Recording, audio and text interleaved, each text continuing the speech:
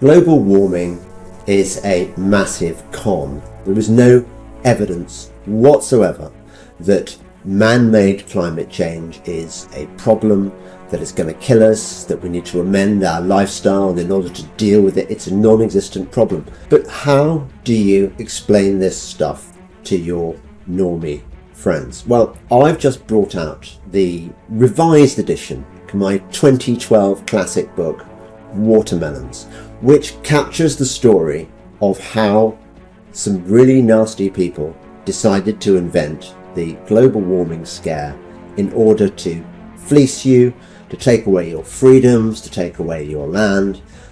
It's a shocking story. I wrote it, as I say, in 2011 actually. The first edition came out, and it's a snapshot of a particular era, the era when the people behind the climate change scam got caught red-handed, tinkering with the data, torturing till it screamed, in a scandal that I helped christen ClimateGate. So I give you the background to the skullduggery that went on in these seats of learning where these supposed experts were informing us, we've got to act now. I rumbled their scam. I then asked the question, okay, if it is a scam, who's doing this and why? It's a good story. I've kept the original book pretty much as is, but I've written two new chapters, one at the beginning and one at the end, explaining how it's even worse than we thought. I think it still stands up. I think it's a good read. Obviously I'm biased, but I'd recommend it. You can buy it from jamesdelingpole.co.uk/shop. You'll probably find it. Just go to my website and look for it, jamesdelingpole.co.uk. And I hope it helps keep you informed and gives you the material you need to bring round all those people who are still persuaded that, oh, it's a disaster, we must amend our ways and appease the gods, appease Mother Gaia. No, we don't. It's a scam. I love Delingpole.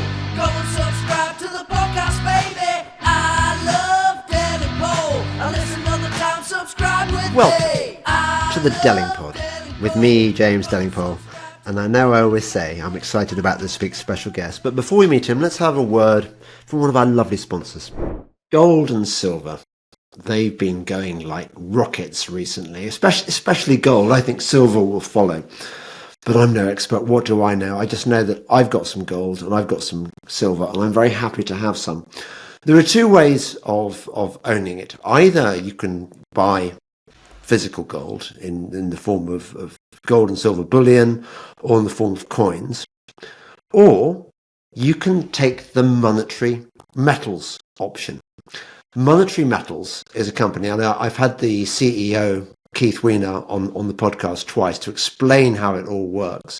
It's a way of owning physical gold and silver, but you get paid interest on your holding. Now, this is different. When you hold gold in a vault, you have to pay a fee, a management fee. But if you buy gold and silver through Monetary Metals, you get paid interest. So you don't have to pay storage charges. You're actually earning income on your gold, which is paid in the form of more gold and silver. It sounds like it doesn't make any sense, but actually it works because the jewelry industry pays money to Monetary Metals for which enables it to pay you interest on your gold. It does work. So if you want to buy gold and silver through Monetary Metals, you go to Monetary Metals, monetary-metals.com/Delingpole, and you can find out more about it. monetary-metals.com/Delingpole. You can earn up to 4% in their leasing program immediately after funding your account. You can even earn higher yields if you are an accredited investor via their bond offerings. They let you earn income on their ounces, paid in more ounces of physical gold. The interest you earn is paid in ounces of physical gold or silver, which you get in addition to any price appreciation from gold and silver during the year. Join thousands of investors earning interest in physical gold and silver every month with monetary metals.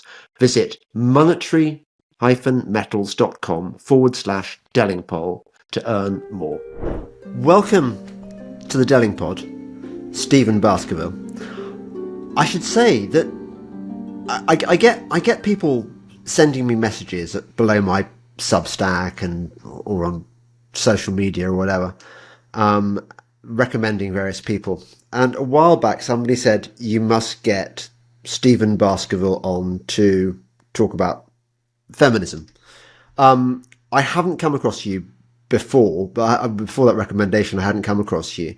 But it's a good topic. If you want to talk about that, we can talk about other stuff as well. Because I know you've written about why everything has totally gone wrong in America. Which it has. And tell me about yourself. I know you're a professor at Warsaw, in university in Warsaw.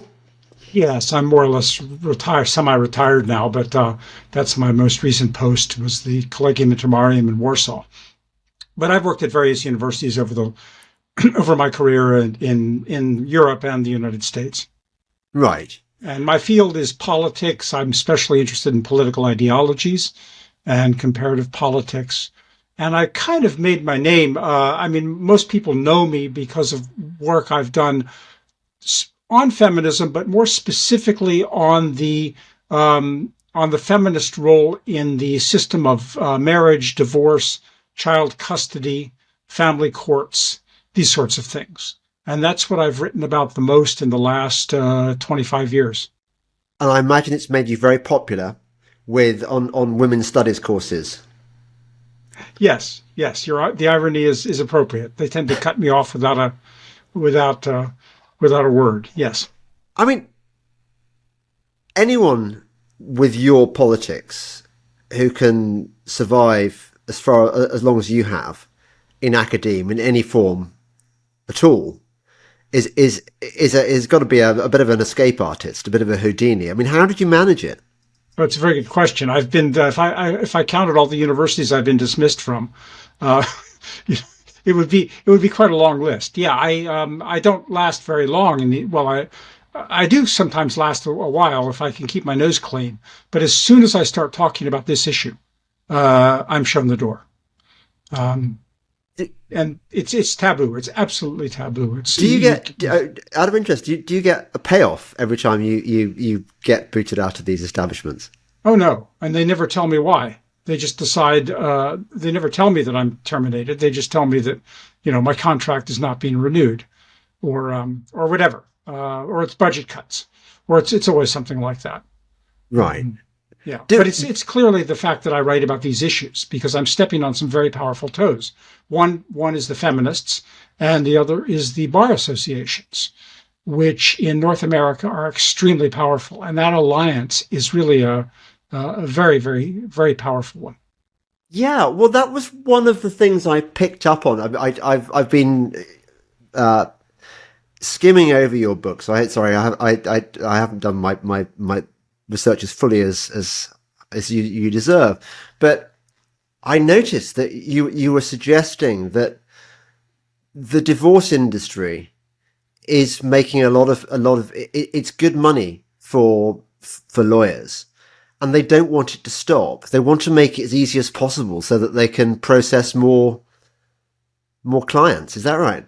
That's precisely what they do, but it's actually even more serious than that. I mean, I describe it as the most repressive system, governmental machinery ever created in the English-speaking world. And it really is, especially the North American and Canadian versions of this. Now, in Britain, it's not quite so bad yet, and Europe, it's pretty awful, but it's not quite as repressive. Men don't go to jail for the rest of their lives, or indefinitely. They're not, well, I don't know. I mean, it gets worse all the time. But in the United States and Canada, it's very repressive indeed. Men go to jail for what? Oh yes. Well, you name it. It's an amazing system of a processing system. I describe it as a system, and I'm not the first to describe it as a system of organized crime. You can be put in jail for almost anything. Most immediately, for if you're involuntarily divorced, you can be jailed for trying to see your children when you're not authorized. You can be jailed for domestic violence accusations. There was a time when you could be jailed for, you still can be jailed for child abuse accusations, and these are rife in these courts, knowingly false accusations of child abuse and even more so domestic violence. But in North America, the main thing that men go to jail for is non-payment of child support. Once they take your children, they take everything you have. They immediately institute a child support order on you, and it can be for 50, 60, 70% of your income, even more. And if you don't pay it, you can be incarcerated without trial. And it's quite amazing. I'm pretty sure it has not gotten this bad in Britain yet, that aspect of it. But that's the worst part of it in North America. That is extraordinary. I think certainly 95%, 99% of UK viewers and listeners will not be aware. I certainly wasn't aware of it. That is how I knew there was something rotten. I don't know whether you're aware, Stephen, that in the last 5 years I've become what's known as a batshit crazy tinfoil hat conspiracy theorist. But even in my days as a kind of libertarian stroke conservative commentator on these issues, I sensed that there was something rotten about the US, which I couldn't put my finger on. And it was this dichotomy whereby on the one hand, I looked at America as kind of a beacon of freedom. I believed in your checks and balances. I thought you're a kind of model of how the free world should work. But I realize now this is all propaganda that I'd imbibed. But nevertheless, this is what I thought at the time. I always used to love my trips to America. I always used to find all the different Americans I met just delightful company, and you know, I like your variety of scenery, you know, whether it's the bayou or whether it's the Grand Canyon, all this stuff. I used to love America, but there was something about it that bothered me, and it was something to do with your the way that legalism is embodied in everything. That every other person seems to be a lawyer, which I thought was suspicious making. But secondly, it was exactly what you described, that it's very easy. America's fine until you fall through the cracks, and then suddenly you can find yourself in hell very easily, which is not what you'd expect in the land of the free. That's absolutely correct. Yeah, the American judiciary is I think, perhaps the most crooked institution on earth. It is quite amazing, and it really shows why the United States has the largest prison system, I think, except per capita, except for perhaps North Korea, is because of the corruption of the judiciary. Yeah, it's gotten to the point, and you can see this very starkly in family court, where the criminals are sitting on the bench wearing the black robes, and they're consigning the law-abiding citizens to incarceration, to jail or prison, and it's quite amazing that respect. It happens a lot. It started with low-income communities. A lot of it came out of the welfare system, the American-style welfare system, which, as you may know, it's not a middle-class insurance scheme like the European welfare systems. It's a safety net for the poor, and I describe it as the first deep state. This is my most recent book is called Who Lost America, and I describe it in some detail, how the welfare system became the first deep state, and how the lives of poor people, especially, came to be controlled by a quasi-totalitarian system of bureaucracy and judiciary that basically took control of the private lives, the family lives of poor people, especially low-income people in places like the inner cities and Appalachia and poor states in the American South, and because poor populations are not resistant to this, they can't. It's hard for poor people, low-income, uneducated people to stand up to this. So it really began with the welfare system, and gradually it spread through the divorce system. It spread to the middle class, increasingly, and became a very, and you look at today, the American judiciary, the way things are, basically what some people call assembly line justice, where men, and it's usually men, sometimes women, line up for hearings that may last, 1 or 2 minutes, and they are sentenced to months or even years in incarceration. And it happens in the criminal law, but the most corrupt of all, I believe, is the family law. Right. Did this start under, was it LBJ? Was this the Great Society? It had a big boost during the 60s with LBJ. Yes, absolutely. There had been a welfare state before that. It had preyed to some extent on low-income people in the Eastern Seaboard, but it was nothing like that. With the Great Society program of the 1960s, it expanded enormously, and it really imposed a system of incarceration, fatherlessness, and repression on low-income communities, especially low-income men. And the feminists got a hold of this really gradually. The feminists, welfare from the very beginning, not only in America, but in Britain as well and elsewhere, welfare from the beginning had been to some extent a feminist project. It was begun in the early 20th century in the United States. It was started by feminists, radical leftists like Jane Addams, and it was gradually over the decades taken over increasingly by feminists. And there were big debates in the 30s and again in the 60s and 70s about how to get people off welfare, how to get people back to work, all this. But the feminists increasingly realized that welfare was a system of empowering women. So it went from being a necessary evil to being a vehicle for feminist aggrandizement. Again, starting with low-income populations and increasingly spreading out to middle-class ones from there. So how does welfare benefit women? Well, welfare doesn't benefit anyone else. Welfare pays benefits directly to women, usually with children. Men don't get any benefits. Oh, I see. So so in America, welfare means payments to women. Oh, entirely, yes. And this is why, for example, you don't hear about this a lot. You think, American conservatives always say, look at all this money we pay to blacks. Look at all this money we pay to African Americans. LBJ's, Great Society, welfare, housing allowance, food stamps, you name it. There's all kinds of programs. Why aren't the blacks happy? Why do they stop committing these crimes? Why are they so violent and angry all the time? Well, these social programs don't benefit black men. They don't benefit black men at all. They entirely benefit black women. And they allow black women to emasculate black men, to throw the black man out of the home, to take the control of the children, and to raise them as single mothers. Yeah, and take the checks without having the man around to share the money with. Or the decisions. Exactly. Whoa. Exactly. And this is when the divorce system came along, the system of no-fault divorce in the 1970s and 80s, this spread to the middle class. Divorce became a system for middle-class women to do the same thing, to throw the man out of the house, to take control of the children, to demand a child support check. All of those programs, domestic violence, child abuse, child support, these had been started for low-income welfare families. They were never intended for middle-class families. This was the beginning. This gave social workers police powers. Social workers became plainclothes police, feminist plainclothes police.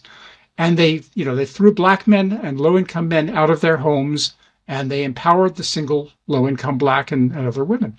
With divorce, all that machinery was greatly expanded to middle-class households, and the middle-class white feminists were able to take control in the same way that the black feminists had done previously.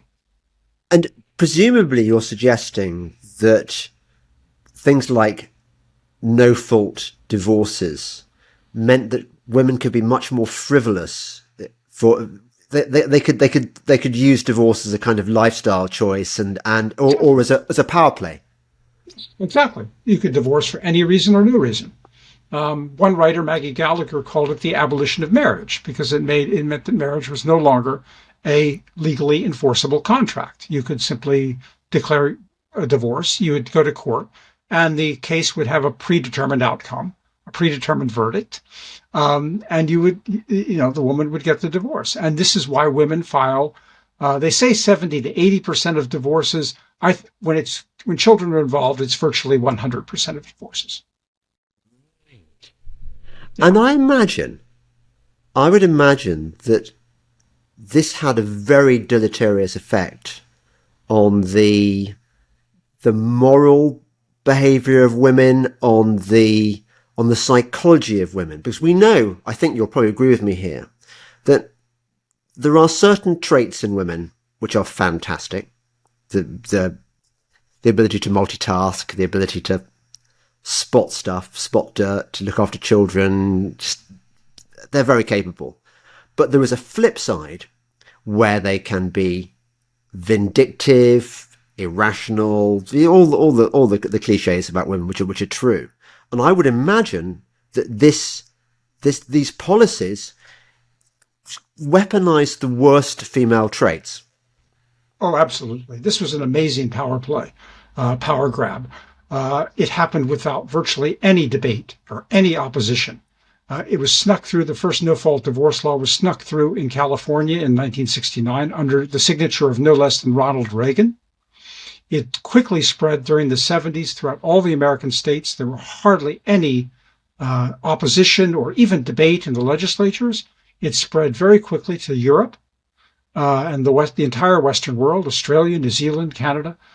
There was no pushback. A few legal authorities warned that this would be disastrous because, after all, the very concept of no-fault justice is a contradiction in terms. It's an oxymoron. You cannot have no-fault justice. So it not only destroyed the family, it also destroyed the integrity of the judiciary.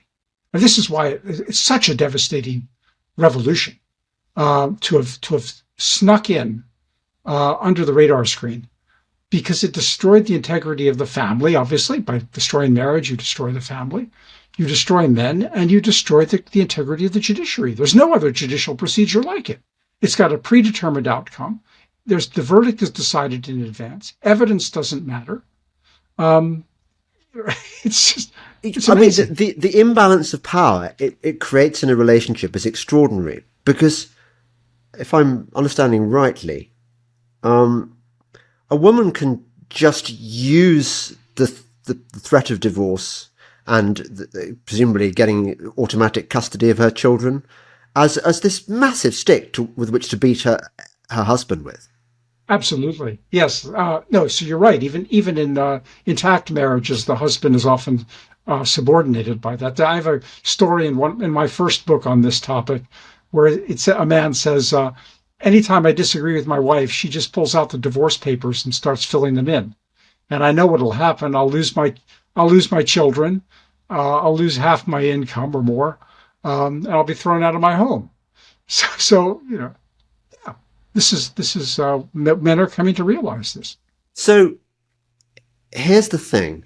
There are lots of middle class. Well, your definition of middle class is slightly different from the European middle class, isn't it? But let's say the educated classes in America, they're kind of invested in America being a great place, and they're proud to be American and stuff. Have they not noticed what's happened to them, their country? Well, this is astounding. Yes, they are noticing, and this is a big reason for the appeal of Donald Trump. But I don't think they know where it came from. They talk about the deep state. They blame the FBI, the CIA, the Homeland Security, these obviously, these governmental police, basically. Yes. And they're right to do so. But I don't believe it originated there. I think it originated at a humble level. Tyranny often takes place, as the Marxists understood, among low-income populations, because low-income, like I say, they can't resist it. And I think that's what happened in this case, is this totalitarian state seized control of the poor. But you're right. This is the power balance is just amazing in this. And in my most recent book, Who Lost America, I try to show how this gradually worked out from the welfare state to engulf all of America. And even today, MAGA Republicans, Donald Trump followers, people like Tucker Carlson, these dissident journalists who incur the wrath of the left and claim to, and are respected and admired by MAGA Republicans, they won't touch this. They won't go anywhere near it. They won't criticize feminism. They won't criticize the welfare system or the family courts or the divorce system or single mothers. It's a massive system of power that is just off limits to criticism. Right. And do they? Is anyone under the illusion that this will change under Trump?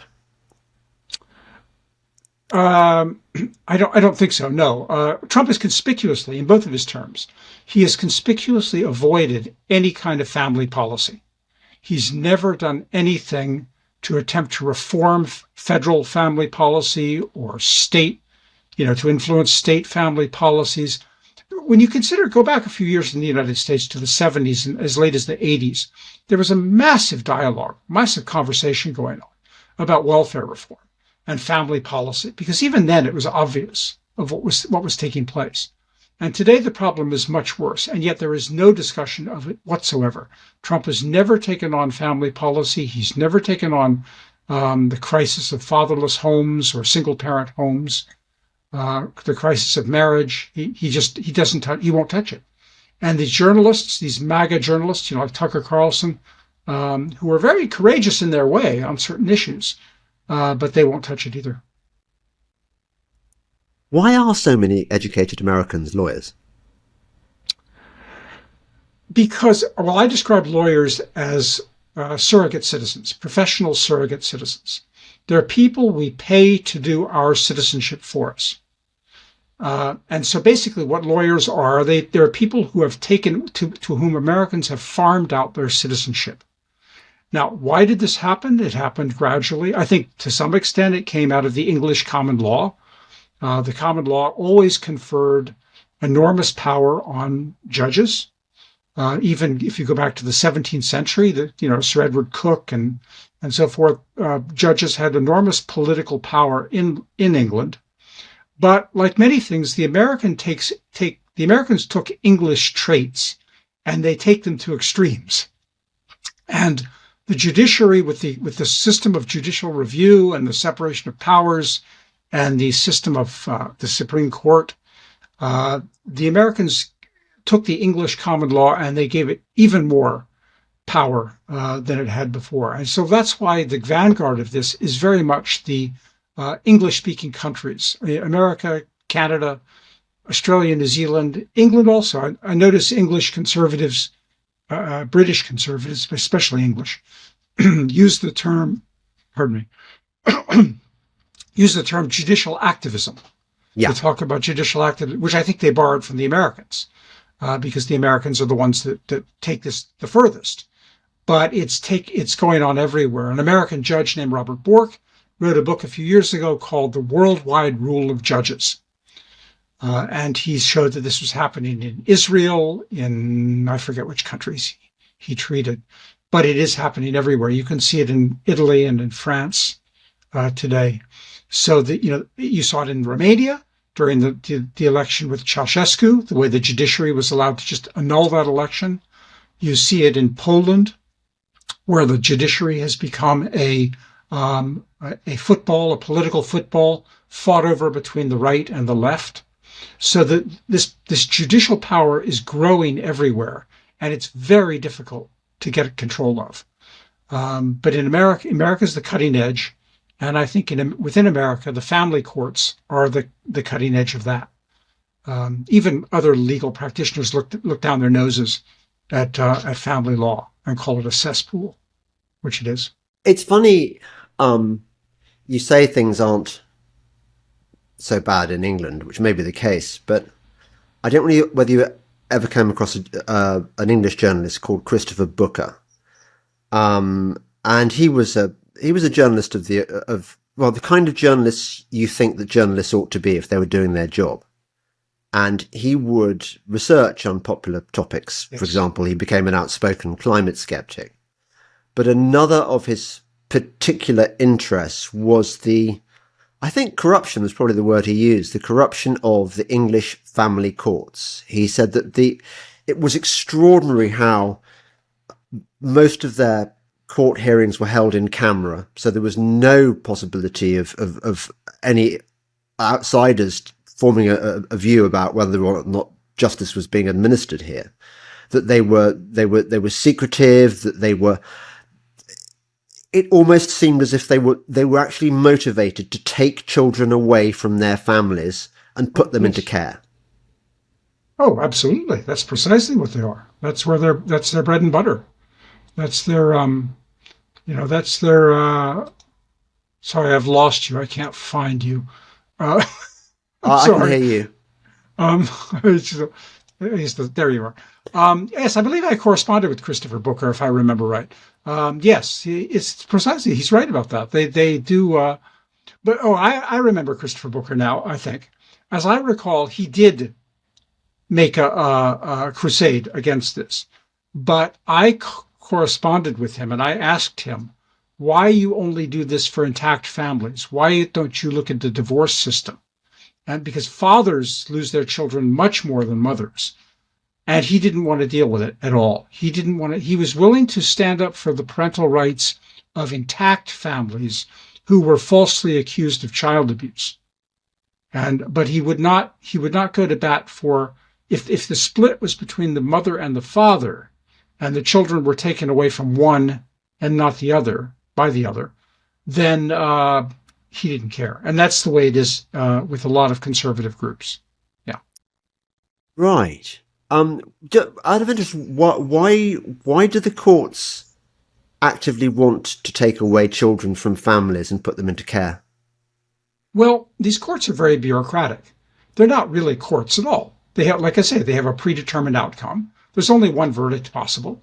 If you file for divorce, the judge grants the divorce. So they're not really concerned with administering justice.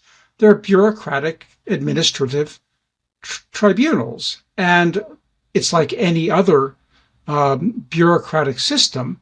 They make business for themselves. Charles Dickens said this. Charles Dickens, in his novel The Bleak House, said, the one great business of the English law is to make business for itself. Yeah. To make business for itself. And this is what these courts do. They make business. They create the very problems they pretend to be solving. And the more business they create, I quote people like this, and I quote judges and lawyers in my books saying this quite openly. That if you get a good outcome in the court, more people will come to the court, and business will boom. So they want to, like any bureaucratic institution, they're dedicated to creating the problem they're supposed to be solving, and that's precisely what. And the welfare system agencies do the same thing. And you can see it's a great business model because, I mean, you look at a married couple, if they're splitting up, there's quite likely to be some bitterness there. They know each other's faults. So they've got loads of ammunition to use against one another. And the lawyers, as the intermediaries of this process, can clean up, can't they? Oh, absolutely. The couple know each other's, they are one another's closest confidants. They know one another's secrets. They know where the bodies are buried, yeah. Right. And what they can do, I mean, basically what happens is the courts offer the one parent, the mother usually, a bribe. Basically, if you file for divorce, you will get the children, you will get the home, you will get at least half his income and maybe more, all tax-free. You will get the sole decision-making about the children, and you have absolutely nothing to lose and everything to gain. Okay. On the other hand, if the father gets wind of this and files for divorce first, he may have a chance to do it to the mother. It does happen. Really? So whichever one files first win, or at least if he files first, at least he might come out of it better, because the judges and lawyers will be grateful to him for creating business. So it becomes a race to the courthouse. Whoever files first wins. It's a game of prisoner's dilemma. If you file for divorce, you'll get everything. But if your spouse files for divorce against you first, you'll lose everything. What is the divorce rate in America? Well, they say it's over 50% now. But like you say, it's many couples live in a state of de facto divorce because one parent, usually the mother, is able to use the threat to basically take control of the home. Yeah. What in the good old days, whenever that was, what used the divorce rate to be? Well, I mean, it grew gradually over the course of the 20th century. I can't tell you exactly, but it was fairly low. Well, people were lamenting it in the early 20th century, and it was low by today's standards. But people were saying how awful it is that there's so much divorce going on. But it grew during the 20th century as mothers got more and more favorable outcomes, as the feminist movement grew. And really, by the time no-fault divorce was brought in 1969, it really only codified what was already the practice in many courts of bribing the mother into filing for divorce. And by the way, one thing that's very important, people don't know this, very few people realize this. No-fault divorce was the brainchild of the feminists. They devised it. People don't realize this. They were drafting no-fault divorce laws in the 1940s, 20 years before. Nobody was paying attention. There was no sympathy for it back then. They waited till the 1960s. Everybody's attention was on Vietnam and civil rights, and the sexual revolution was acculturating people to sexual innovation, sexual experimentation, sexual liberalism.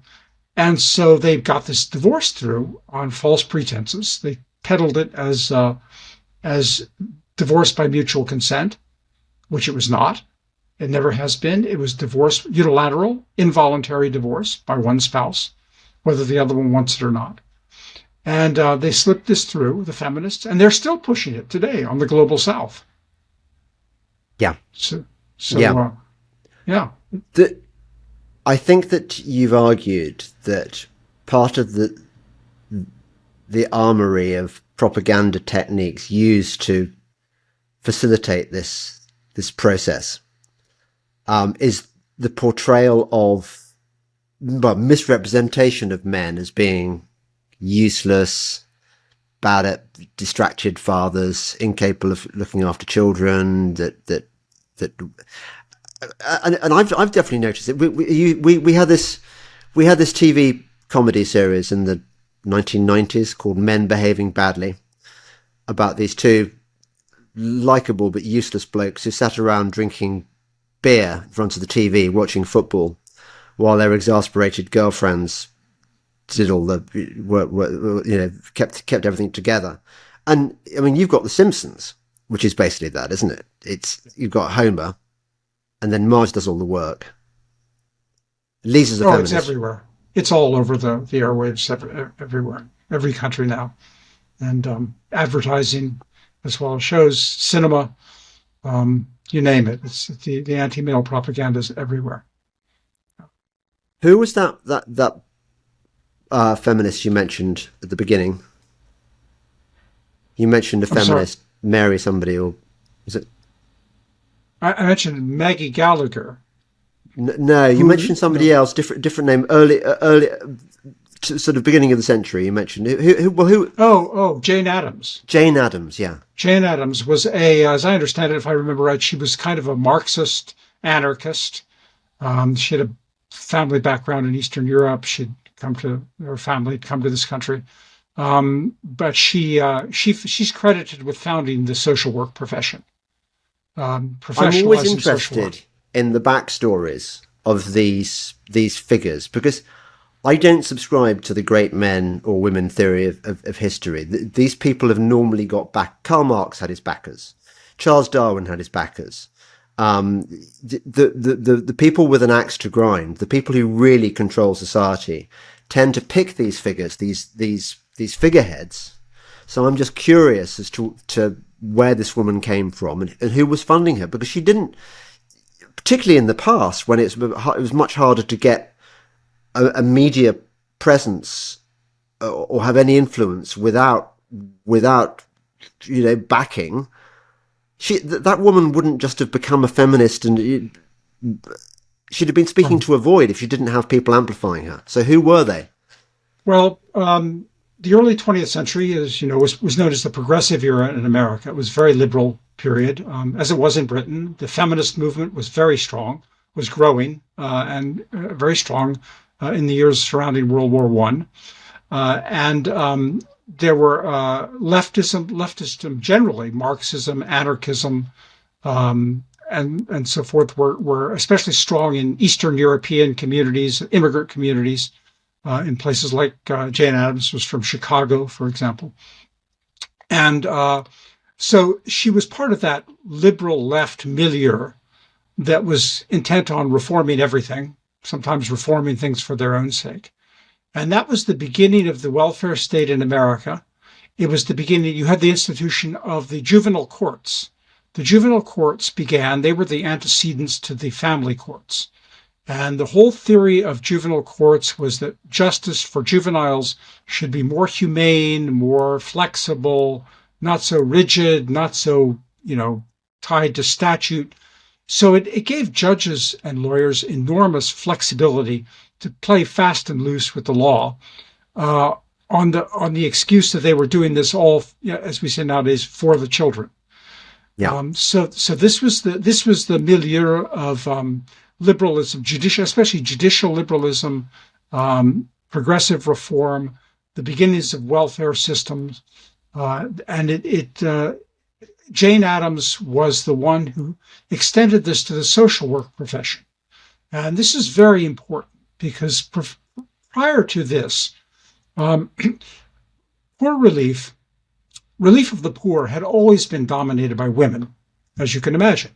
In the 19th century, previously, they tended to be married women, church women, Christian women, who did this. They were supported by their husbands. They were amateurs.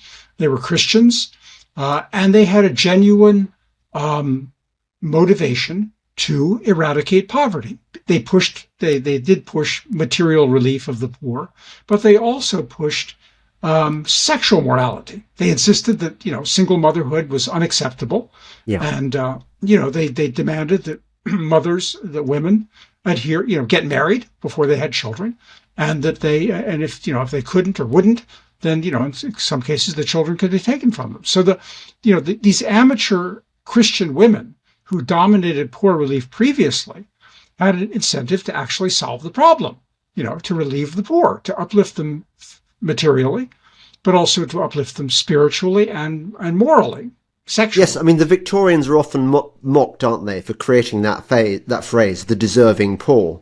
Exactly. But actually, why should they be mocked? I mean, they're trying to use stick and carrot. Well, by professionalizing social work, what Jane Addams and others did was they created a class of professional paid bureaucrats who had a vested professional interest and financial interest in creating the problem they're supposed to be solving, right? If you're paid to solve a problem, I call this the Iron Law of Washington. If you're paid to solve a problem, you have an incentive to create as much of the problem as possible. You have no incentive to solve the problem. You have an incentive to create more of the problem. And that's what the professionalization of social work did. It created this army of bureaucrats with a self-interest in creating the way to create the problem, the way to make the problem of poverty worse and perpetuate it, was to drive the men out of the home and make the women and children dependent upon state provision, upon the social workers. So the feminist ideology dovetailed beautifully with the bureaucratic self-interest of the new professional social workers. In both cases, whether it was bureaucratic self-interest or feminist ideology, they had an incentive to get the men out of the home. And with the creation of juvenile courts, later family courts, they had the mechanism to get the men out of the home. Yes. I think where I'm slightly unsure about your thesis. I mean, I'm sure what you say is true. I'm just a bit suspicious about why these figures. You said, well, you must be aware that the early 20th century was a very progressive era, but these things don't spring from the ether, and I don't believe they actually come from below either. I think that ultimately, when they become current, they're being financed by vested interests. I remember reading another book. Have you read Occult Feminism? No. About the connections between feminism and the occult. No. And I can't remember what her name is. But she points out that a lot of women really were not, most women were really not interested in things like the suffragettes and interested in feminism. It wasn't appealing to them, that it had to be kind of forced into the system. So you've got figureheads like what do you say her name was? Jane Addams. Jane Addams. So yeah, these are the focus for people's, oh yeah, it's that Jane Addams and she's pushing this. But behind the scenes, there's going to be, you said Eastern European. I mean, what do you mean? Do you mean that they're Jewish or what? A fair number were Jewish, but they came from places like Russia, Lithuania. Well, I'm just thinking that this is quite analogous to what happened with the Frankfurt School, which again was mostly Jewish intellectuals coming over from Europe, settling in. I think they had a stint on the West Coast for a while, but settling in Colombia and infiltrating the system with what became known as cultural Marxism. It sounds to me like feminism was a sort of the first wedge for this destruction from within of a healthy society. I'm not sure chronologically where feminism would have come. I would have said it comes later. That the first loyalty of the Frankfurt School was to a kind of humanistic Marxism and socialism. And the feminists tended, for many years, feminism was on the margins of the left. I argue in my most recent book that feminism has moved from the margins of the left back in the early 19th century, 20th century, to the vanguard, the cutting edge of the left today. Now, who profits from that? I mean, you could say a lot of people do. I mean, businesses, feminists drove down male wages. They flooded the workforce with more female workers. They, you could argue that the legal profession had a vested interest in this. I don't know. And they put more people in the tax base as well. Absolutely, yes. If you got a woman, rather than staying home and taking care of her own children, she goes out and takes care of someone else's children and gets paid for it, right? Then you're putting right. You got more. You can tax it. You can tax what she earns. So absolutely. I mean, the state grew enormously during the 20th century for partly for this reason. Yeah, I think you're right that it is now so far advanced. You're saying that Trump won't talk about it. It is now so far advanced that it would be a very bold, indeed controversial man who said that he wasn't a feminist nowadays. It's a sort of given, isn't it? That we're supposed to be totally comfortable with feminism, that it's great because it empowered women and stuff. Well, there's a few places that conservatives will push back. They'll push back on abortion, for example. That's one thing that they will, criticize. And they'll criticize feminism in very general terms, but they won't attack these institutions that really empowered the feminists, like the welfare system, the divorce system, the system of child custody, social work industry, things like that. This is the real power base of radical feminism, and conservatives won't touch it. Yeah. They just won't touch it. So, you've argued in your most recent book that one of the reasons that the left has, by the way, I used to buy into left and right. I don't anymore. I think that they're two facets of the same problem, that both sides are completely controlled. But I'm interested to hear your theory on why it is you think that the left was allowed to railroad through all this stuff in the Biden administration and stuff, and why it got it through in the. Why has the left been able to communistify the economy with so little pushback from conservatives? Well, that's precisely what my book is about. My most recent book, Who Lost America? And I say the subtitle is why the U.S. went communist and what to do about it. But I put communist in quotations and inverted commas because I don't think it really did go communist. I think it went feminist. And conservatives don't know how to deal with that. They don't know how. They're completely nonplussed. They don't understand. They're intimidated by feminism. And that's why one of the things you hear, I mean, you mentioned cultural Marxism, and I agree with that. I know the man, I think, who coined that phrase. And it's a wonderful phrase. It works very well for certain things. But I think the conservatives take it too far. And the reason they take it too far is because it serves as an excuse to refight the Cold War rather than to confront the feminists. In other words, if what the feminists are doing is just Marxism, just another round of Marxism, well, then let's just fight Marxism all over again. Let's fight the Cold War. Yeah. Let's demonize Russia and China. And let's talk about free markets and all those good things, because we won the Cold War, didn't we? We defeated the communists. So let's go on about that. But these feminists, we don't understand them. They're dangerous. They can hurt us. They can hurt us badly. So let's refight the Cold War. And this is why conservatives in the United States, and I think in Britain too, basically lose every battle. Every single battle of the last 30 years in the United States that conservatives have taken on, they have lost, with the partial exception of abortion, but I think they'll lose that too. And people are saying the same thing about the Tories in Britain, that they simply, that they've jettisoned any conservative principles since 2010. That happened a long time ago, Stephen. But yes, you're right. Right.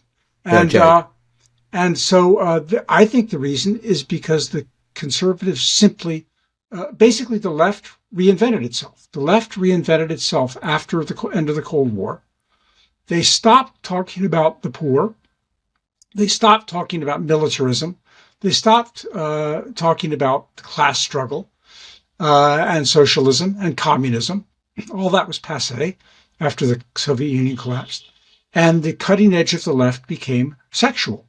First feminism, then homosexualism, more recently transgenderism.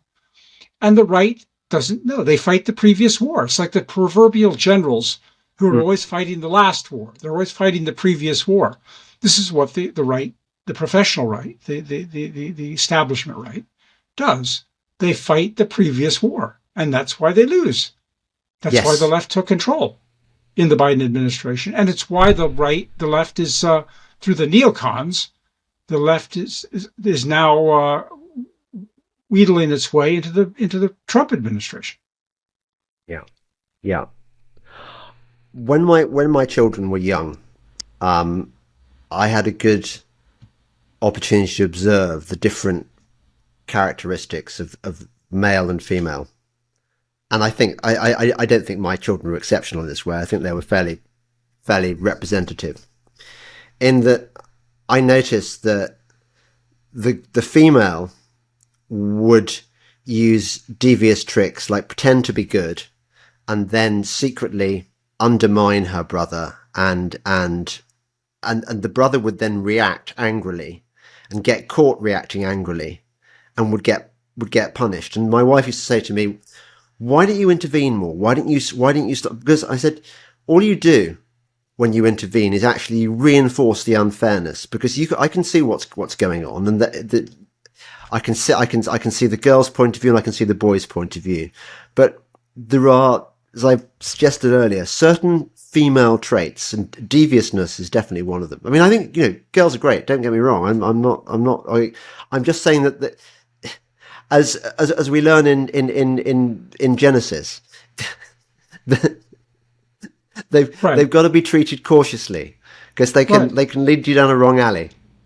Right. Well, I was trained originally. My original field was political ideas and the history of political thought.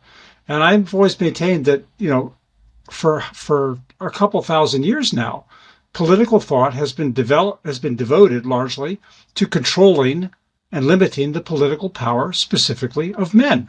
Yeah. Not a lot of political thought has gone into over the ages, has gone into how to control the power of women. It just isn't, it's not a topic that came up that much.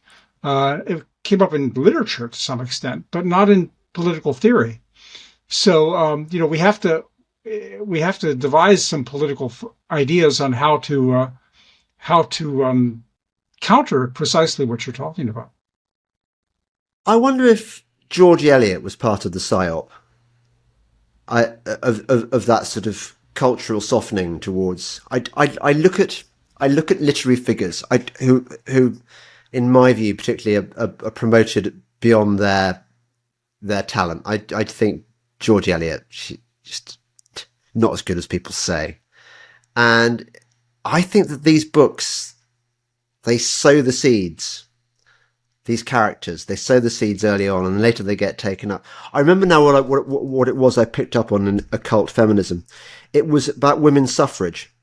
A lot of women saw at the time when certain women were pushing for women's suffrage. A lot of women said, "No, we don't want the vote. We don't want to get engaged in this particular male world, which is not. It's not our domain. It's not going to benefit us." And I think those women were probably right. No, that's very true. Get shot for saying that. Take a look at Melanie Phillips' book on the suffragettes. She talks about that. And by the way, Melanie Phillips wrote an excellent book on these injustices against men, especially in family courts and divorce and custody. It was called The Sex Change Society. It was published there in Britain. I helped her, tried to help her get it published in the United States. We couldn't find a publisher. She got nothing but the book was basically ignored. It was after that she started taking up the crusade against Islamism, and she became famous. She wrote that book Londonistan, and she became famous. So she became famous for waging war against the radical Muslims, the Islamists. But she couldn't get off the ground by criticizing the feminists. So I think she learned her lesson. Yeah. Well, you see, my bigger picture lesson from that would be, isn't it interesting that the things they want you to talk about is this Islamist threat, and the things they don't want to talk to you about other things that are the real threat? Because I don't believe Islamism is actually a threat. I think it's a chimera. But I think you're... Oh, excellent. Thank you. I'm English, Stephen, so I need a cup of tea, and it's 4 o'clock. It's tea time. Good for you. Well, I've had my tea already today. I have a cup of tea. That was brought to me. Are you actually in Poland, by the way? I'm in Romania. In Romania? Okay, and how is that? Well, my job title is Polish. Poland. My university is or was in Poland, but I live in Romania now. I travel to Poland and to France for teaching, but I live here in Romania. And what's it like in Romania? Oh, it's very nice. I like it very much. The cost of living is very low. People have very, like in most of Eastern Europe, people have very traditional values, very Christian values. Yeah. Very strong family values. They don't have much time for woke ideology or fads, political or ideological fads like that. And I find it very refreshing. I think Eastern Europeans tend to be a little bit passive, a little bit too maybe not as active in opposition to the things that they oppose. They tend to, what's sometimes referred to as the good soldier Schweik mentality. Small nations, small helpless nations, small weak nations don't like to stand up to big powerful neighbors because it's dangerous, like Russia and the United States. So you're not talking about on a personal level, on a well, that too, both. But that seems to me to be a survival strategy born of living under extremely oppressive states. It is. Which is that you don't participate in the system. You exactly pay lip service, but no further. And I'm not sure that's a flaw, because I think when the state has the monopoly of power, do you really want to expose yourself to the force of the state? You want to just kind of pretend it's not there, live your life, because you're never going to change anything by resisting, are you? Obviously. Well, it depends on the circumstances. I mean, the last election, this presidential election that was basically stolen by the judiciary. Well, I probably shouldn't talk about it, so I'll save it for another time. Ah, that's right. Was this the guy who was Georgescu, Colin Georgescu? Yeah. He sounds rather good. Well, he had some quirky ideas. I wouldn't endorse him entirely. What were his quirky ideas? Well, he used a lot of New Age talk, and he had been at the United Nations, and he used a lot of new United Nations speak. Oh, did he? But he combined some eclectic combination of ideas. This is the problem, isn't it? That you get these characters, these maverick characters. Like, I remember there was a period where that Italian woman, Meloni, what was her name? Giorgia Meloni? Right. Was being sold to us as some kind of outspoken blah, blah, blah. But then she turned out to be just the stooge of the World Economic Forum. And then we get Milei in Argentina, who sounds like he's against he's going to smash the Greens and stop all that embedded sustainability nonsense. And then you realise that he too is a stooge of the World Economic Forum. So I'm never sure about these maverick figures who emerge and seem to present themselves as a sort of saviour figure, whether they ever are or whether they're just more controlled opposition. Yeah, that's right. Yeah, well, it is difficult. So, but I don't know. It's anyway, to answer your original question, I think I find Eastern Europe very a political culture, including that's very congenial. And I've lived in several Eastern European countries, so. Right. And tell me about your own. You're presumably a Christian yourself. Yes. Yeah. Because it seems to me that the church has been, all branches of the church have been absolutely ruddy useless in resisting these social changes, which are anti-Christian, anti-biblical. If you believe in the teachings of the Bible, you would be opposing all of this stuff that's happened, would you not? Right. And you would be opposing it more vociferously than the churches do. They do it, they pay lip service to it verbally, but they don't actually take up any sustained opposition. I mean, over the centuries, the Christian church and churches have been, voices of opposition. They've been the main institution for keeping the civil state in check, under control.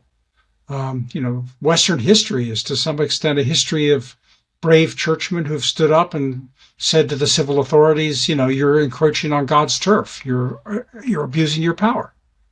And I don't see that happening today. It's very strange. So when did the rot set in? Good question. Well, there certainly is something, again, there's something different about radicalized women. There's something about it that just makes men go weak at the knees.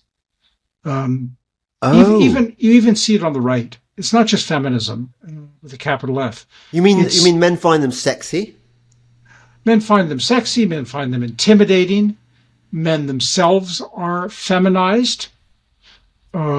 They're just they don't, even brave men who are physically courageous, men who will not hesitate to undergo physical danger and stand up to other men, like Donald Trump. Nobody doubts Donald Trump's physical courage after the assassination attempts, and yet he won't stand up to women. He appoints women right and left, usually young, pretty ones, to all kinds of positions for which I don't think they're they're very well qualified. Even very strong macho men will don't know how to oppose women, or tell them when they're talking piffle. Well, I was being slightly flip when I invoked Eve in the garden. But actually, do you not think maybe we were being taught a lesson there? Oh, absolutely.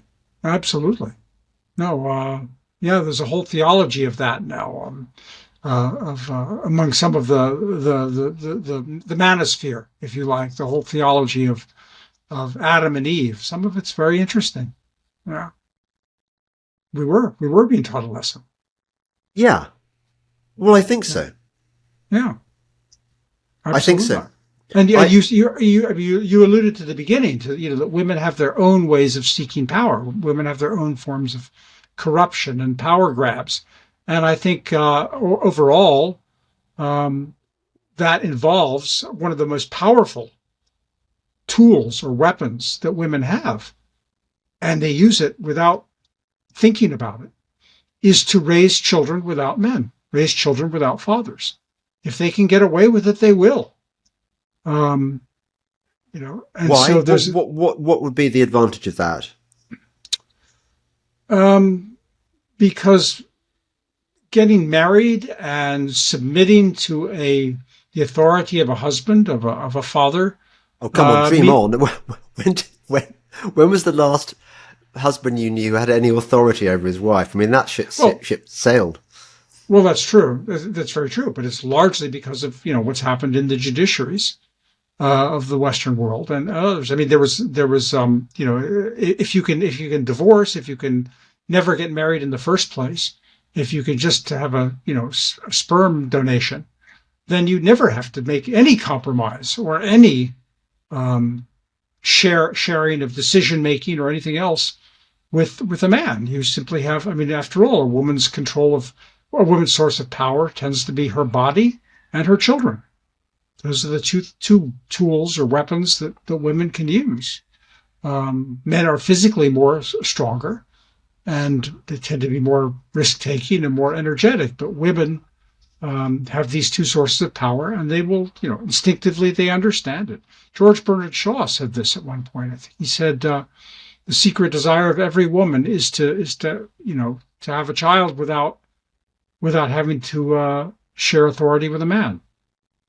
I'm very suspicious. I mean, he may have been on the money there, but I'm very suspicious of anything that George Bernard Shaw said. I mean, he was a wrong un and through, wasn't he? Well, he was a flaming socialist, of course. He was a Fabian. Fabian socialist. But one of the great books. Have you ever read the book by what's his name? Bax, B-A-X. I forget his first name. Bax. Bax. He was a socialist, Victorian era, late 19th, early 20th century.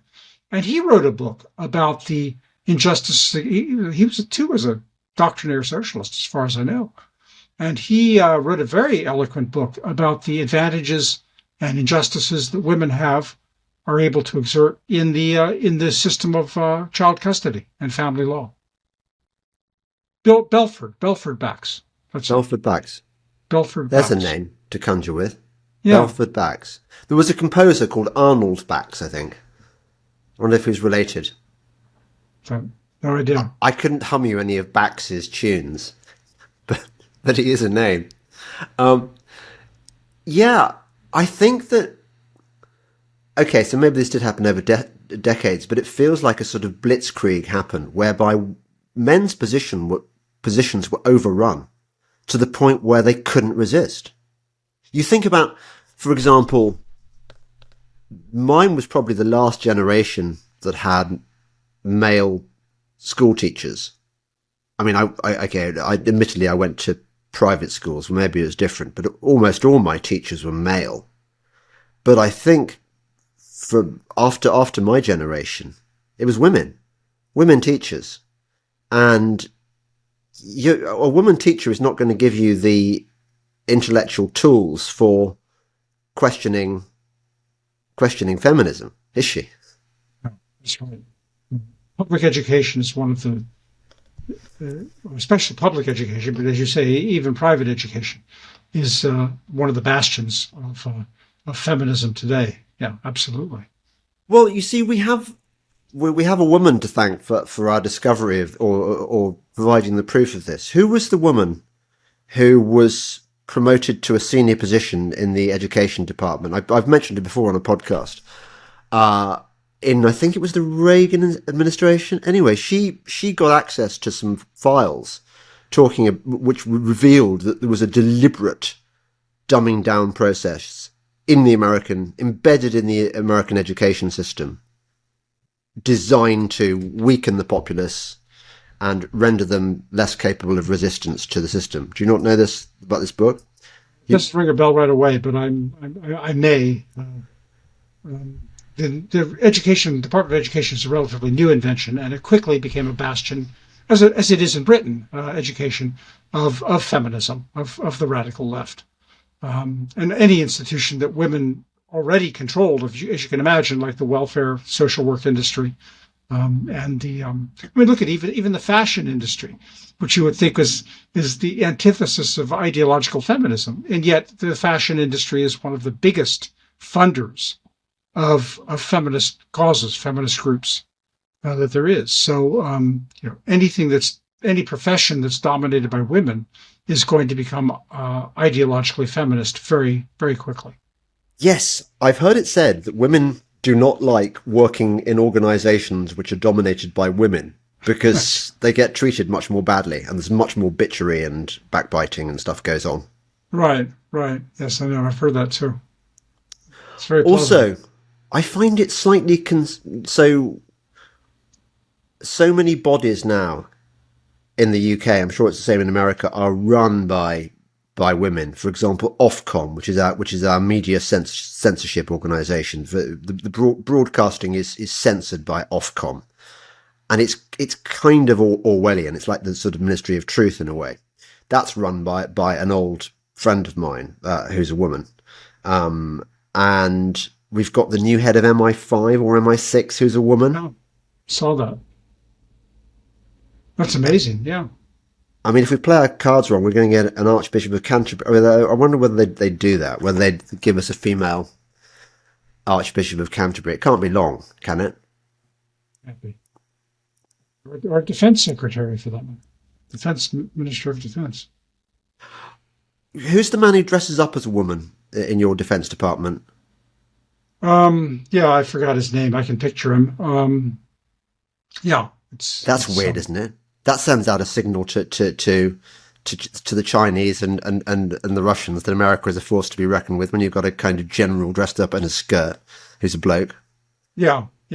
No, the feminization. There's some actually very good literature on the feminization of the military. I survey that literature in my book, The New Politics of Sex, because there had already been some very good books by Martin van Creveld was one, and Brian Mitchell. Some excellent books on how feminism was being, the military was being feminized, 20, 25 years ago or more. And and there again, nobody pays attention to it, how the military has become a giant welfare state. And this is quite astounding. But it is one of the ways in which the welfare state spread, because after all, the military is full of provision for the families of servicemen. Yeah. So if you can recruit single women, single mothers, it's a magnet for single mothers. The military is a magnet for single mothers in America. They join the military, they get their children and and themselves taken care of. They don't have to serve combat. They do clerical work, or if they're lawyers, that's even better. Yes, it's quite astounding. Yeah. I hadn't thought about that. Gosh, you must feel good as if you're an American taxpayer, how good it must feel to know that you're funding single parent women to bring up their kids in the guise of serving the country. And people wonder why the United States, is militarily stretched today. But no, Elaine Donnelly talks about that at the Center for Military Readiness. Yeah. I have to say, Stephen, you may disagree with me on this. I'm very glad that the US is militarily stretched. I'm glad that your military is a laughing stock, because I don't like an America with a strong military. In the same way, I don't want a Britain with a strong military, because when you've got a strong military, you're tempted to use it. Whereas if you've got a weak military, all you can do is empty posturing, and I quite like empty posturing as an international policy. I tend to feel that the danger of the military is when it is controlled by a bureaucracy, when it becomes bureaucratic.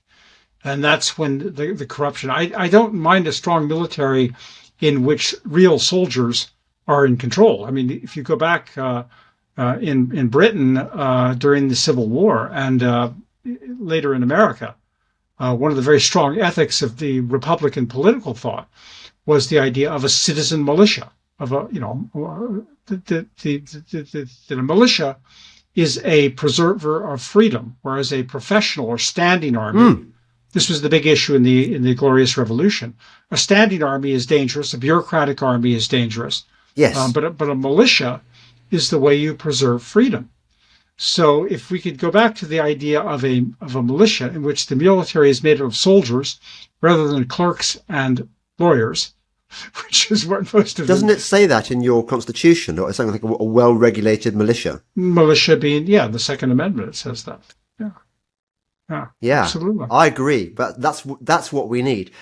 This is an unfair question to spring on you, because you wrote it a while ago, and it's probably hard to sum up in a few pithy sentences. But I know you've written about the English Civil War. Well, the Civil War, as we more correctly call it. What's your take on it? Who are the goodies and who are the baddies, and why did it? What were the real reasons it happened? I argue, well, to put it in a nutshell, oversimplified, the real reason it happened was because of Puritanism. Puritanism was the radical ideology that drove the English Revolution. There might have been a civil war anyway, but there would not have been a revolution. Puritanism, radical Calvinism, was the Marxism of its day, of the 16th and 17th century. Calvinism spread throughout Northern Europe. It caused revolts and insurrections in every country that it spread into, but only in England did it produce a revolution. And this is my argument, is that Puritanism was the revolutionary ideology that made the difference between the English Civil War and the English Revolution. And the implications of that I'm trying to tease out nowadays in some work. I mean, it's quite an astounding idea. I didn't think of it all by myself, by the way, but the number of people that agree with me on that is very small. Most people think of the radical left as liberalism, socialism, communism. But the origins of the left were in radical religion. The if you like, the Islamism of its day. The English, I've written some pieces recently comparing the regime of Cromwell and the regime of, in Iran today. And it's not a fair comparison. I mean, I'm overstating it because there are lots of differences. But religious radicalism was the origins of political radicalism, I believe. May I ask, Stephen, are you a Catholic? No. Are you not? No, I'm okay. Not. No, I'm not. I'm Church of England, Anglican.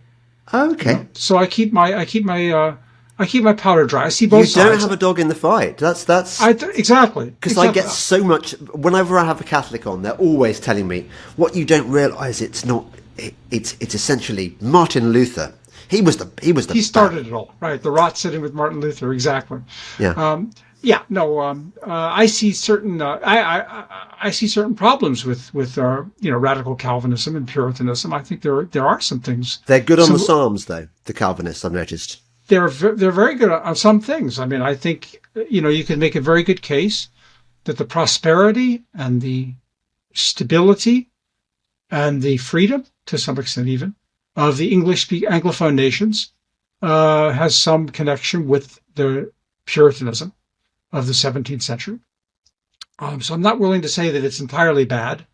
It certainly was bad in some ways. The Irish don't have a very good opinion of I know what Droider. Yeah, exactly. Yeah, exactly. That wasn't England's finest And they're that right. well. They're right. I don't want to apologize for it. I just want people to think outside the box. And, thinking about radical religion. That's why, I guess maybe that's why when I became a Christian, I settled on the Church of England, because that's where my family background is. But also because you can see both sides. You can see the Anglo-Catholic side, and you can see the evangelical side. And I think they both have things to be said for. Yeah. We've got the Book of Common Prayer, which is quite a good incentive to stay in the marriage, isn't it? Yeah. The language of the Book of Common Prayer, I think, is pretty unbeatable. Right. Whenever I'm tempted to look at some of the other and the options. King James Bible, yeah. If you use the 1662 version, of course, of the Book of Common Prayer. What other versions are there, Stephen? 1525? No, 15. No, can't be that early. Cranmer did an edition, didn't he? In 1660. Oh, I thought that a lot of it was written by Cranmer. Am I wrong? It was, yeah. But he was obviously earlier than the 1662. I think he. Yeah. I thought the 1662 one was basically. I think it basically is. Yeah. And this is me being naughty. I can sense that you are ideologically perhaps where I was in my heyday as a sort of political and cultural commentator of the right. And I'm wondering, can I at all lure you down the rabbit hole? That you mentioned conspiracy theories in your most recent book, and you suggest that there might be something to conspiracy theories. Are there any that you will engage with? Oh, I think they are. I think so many of them recently have turned out to be true. There's no denying any. You can't deny it. So which ones are you thinking of? Well, the one around the COVID epidemic, and then the one around the COVID, the vaccine. The corollary. The ones around the farmers in the Netherlands and elsewhere. I'm Ukraine war. I wouldn't refute them for a minute. I have no problem with conspiracy theories. I guess, especially when they're true. I guess and they have a long pedigree, of course. You go back to the Popish plot at the time of the Glorious Revolution. The Puritans engaged in some conspiracy theories, although they also debunked them as well. I have mixed feelings about that. I think if conspiracy theories result in resignation or frustration or apathy, then I'm opposed to them. If they result in energy and motivation to get people to act, then I have no objection as long as they're true. Well, what if the result is to turn people to God when they realise that what is taking place now is ultimately a spiritual war, and it's being played out in the earthly realm? Oh, I have no quarrel with that at all. I think it very much is. I don't doubt it for a moment. In fact, I say one thing I point out in the book, and I owe this to the Puritans, is I argue that in many ways, divine vengeance is actually a very sophisticated political concept.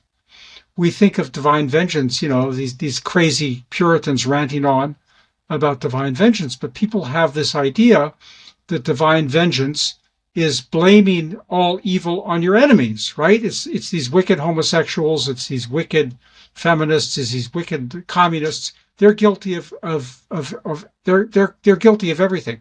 No, that's not what divine vengeance means. Divine vengeance means they will get their comeuppance. God will deal with them in his own time. But if you and I don't do something about it, God will deal with us also. So divine vengeance is not just a way of blaming evil on your enemies.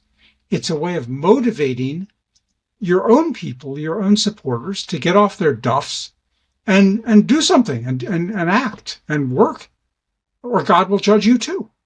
God will. So divine vengeance is not a crazy idea. It's a very constructive idea, I think, that the Puritans used to great effect in the English Revolution. Well, I'm not sure that what you say is totally true. There is an argument. For example, I'm thinking of the beginning of one of my favourite psalms. Fret not thyself because of the ungodly. Which and the whole Yes. course of the psalm is essentially to reassure you that although these bad people are around, they'll soon be cut down like the grass and be Right. withered as the green herb. Right. No, that's very true. But there's no mention in the psalm of thou must take action against the evildoers. It's just like saying, yeah, don't worry, God's got it. I mean, this was a criticism, wasn't it, that was made by Gibbon, I think, in Decline and Fall, where That's he Christianity. argued that one of the main reasons for the fall of the Roman Empire was Christianity. That their sort of the passivity and the deferral of everything to the afterlife meant that they were no longer going to engage with problems like the barbarians at the gates. Well, the theme you mentioned is one the Puritans went on and on about in their sermons. They said precisely what you just said, that God will don't let your heart be troubled at the prosperity of the wicked. Evil men prosper in this. Not only do they exist, but they prosper. They do well. But don't worry, God will sort them out. So be calm. Don't be resigned. Don't be discouraged. But then they'll turn around and say, but if we don't do something, it's our job to worry about our own sins first. Worry about your sins and my sins and overcome those, and then you can do God's work on his behalf. So the two things, what I'm saying and what you're saying, are corollaries of one another.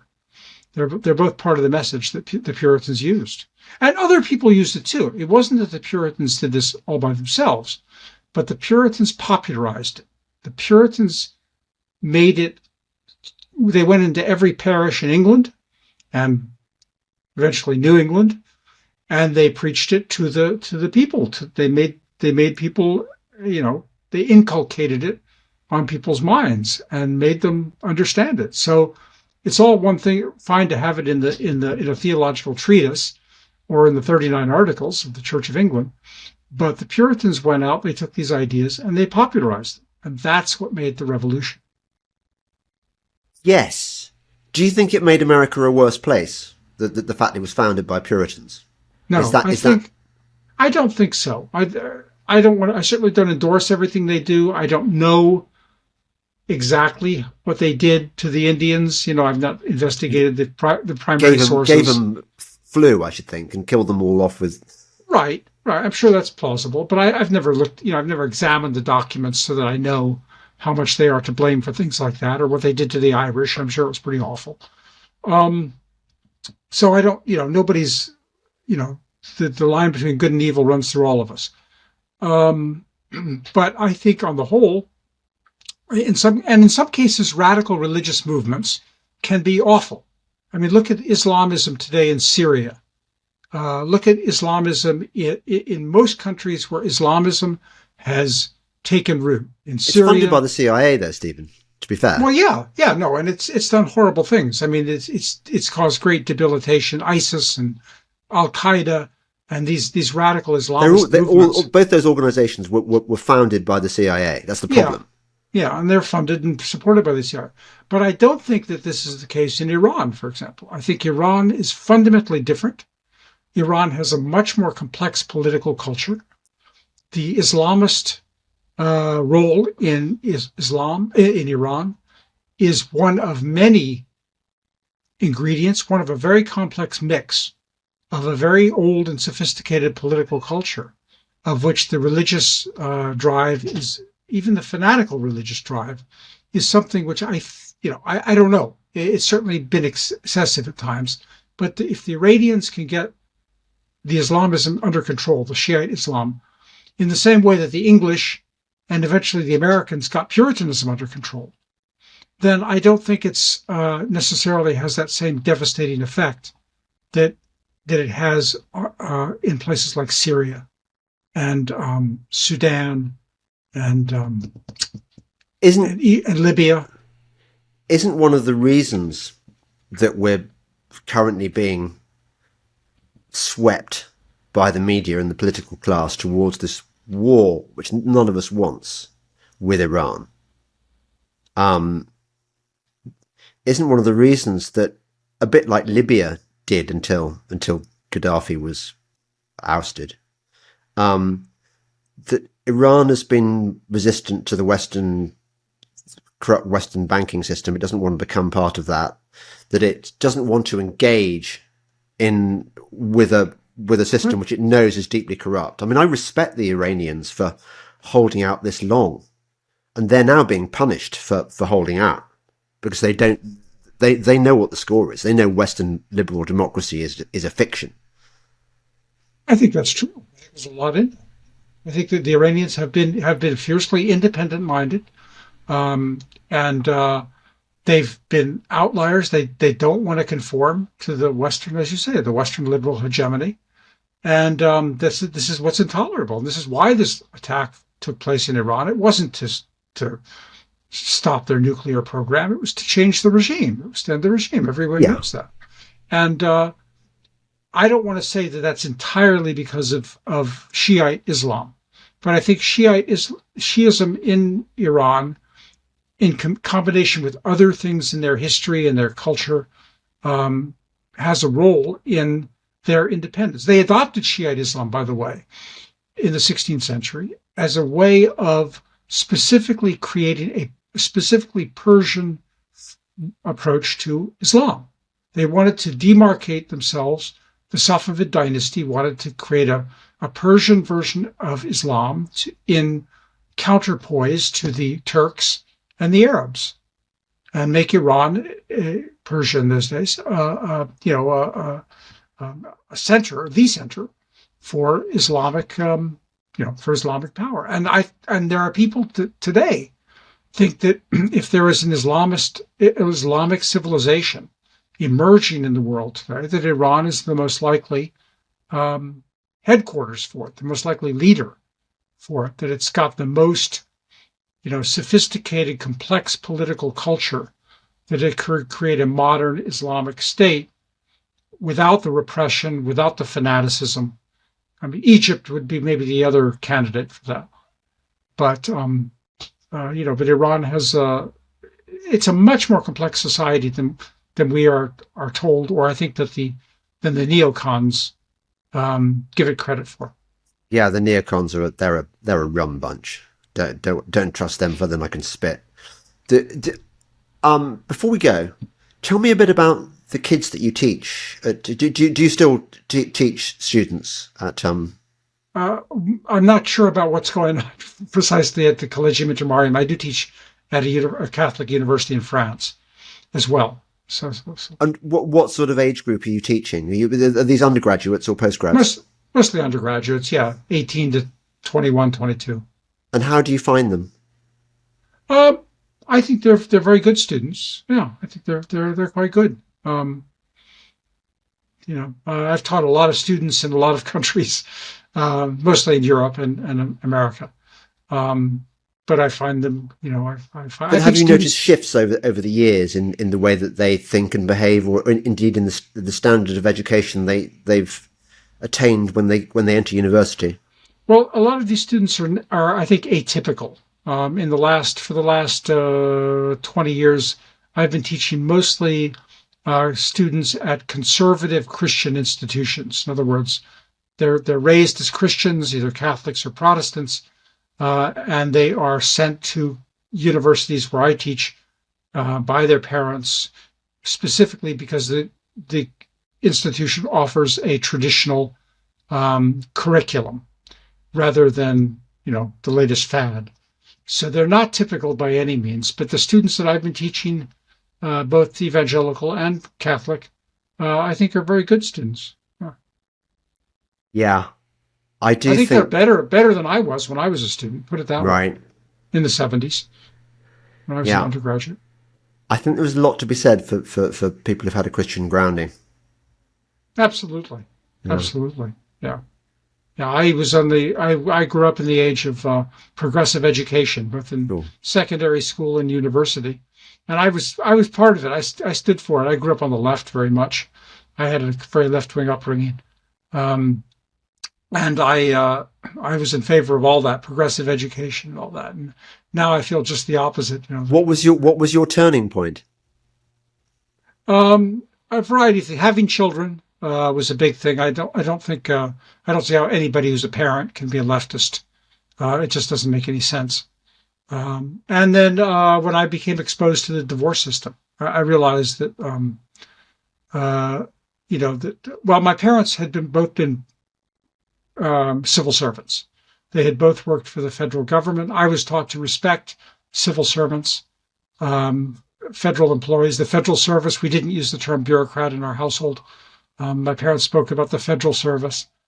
And I realized when I encountered the divorce system in America, I suddenly realized that my parents had been very atypical civil servants. They had not done the kind of things that most federal civil servants in Washington do. And I had a skewed upbringing, skewed exposure to government service, and that most of the bureaucracy was much less admirable than I had been led to believe. And did you end up divorced yourself? Yes. So did you experience firsthand the horrors of the system? Oh yes, I saw it. It turned me around. It conservatizes many men, if I can use that word. Many men who start out on the left, when they see the divorce system, they become strongly anti-feminist, and sometimes anti-judiciary, and they often Christian, often much more conservative. Did you lose custody of your children? Yes. Did you lose access to them? No. No thanks to the court. No thanks to the judiciary. It's a long and complex story. But you were able to see your kids growing up? Yes, but I had no decision-making authority over them. I'm very sorry you had to go through. I mean, probably a long time ago now, but I'm very sorry. Have they grown up? Do they get on with you now? No. They won't speak to me. No, this happens very often. This is very common. They will not speak to the father. That is awful. It happens a lot. The father is held responsible.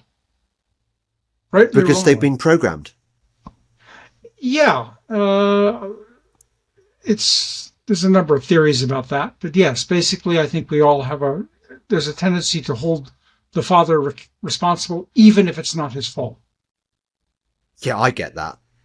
Definitely. Yeah. To put it succinctly as I can without long explanation. But yeah, you could do another show entirely on that. But Stephen, that's awful. That is really so. You don't see your children? No, never. Well, I'm really sorry. They both live in the UK. That's horrible. I'm so sorry. Yeah. I can see. Yeah. And this is very common, by the way. Very common. Men who have done absolutely nothing wrong legally. Literally no fault of their own. And this happens all the time. I have to say, I would call that system satanic.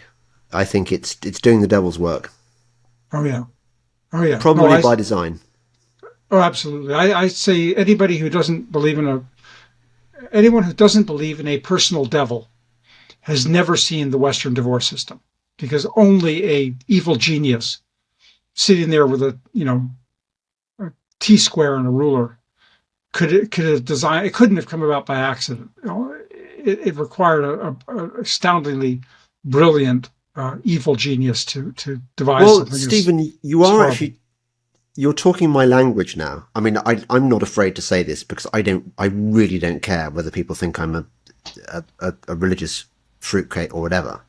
I just say it as I find it.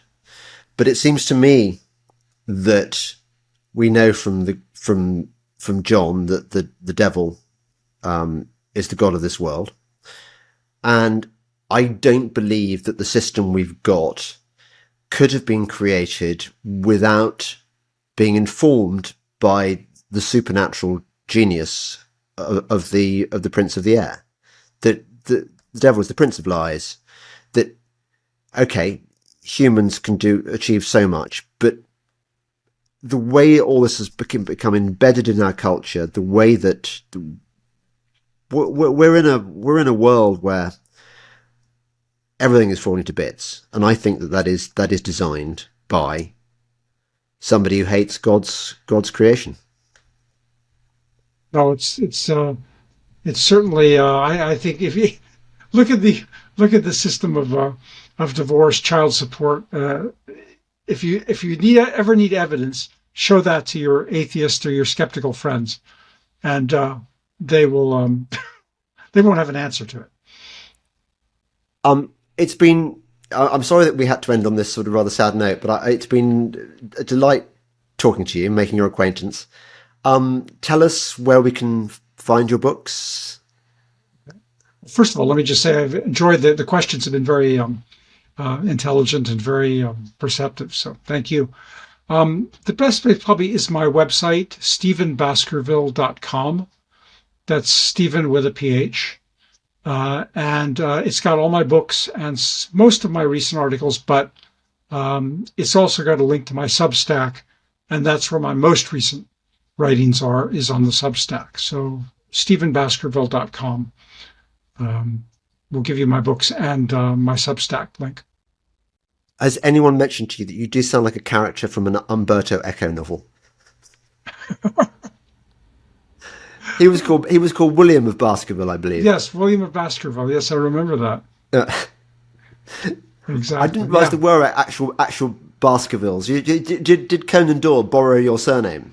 Yes, he did. He did. I think it was basically he had to find a prominent aristocratic family that was not powerful enough to sue him. So I think he took a formerly noble family who had basically all become peasants.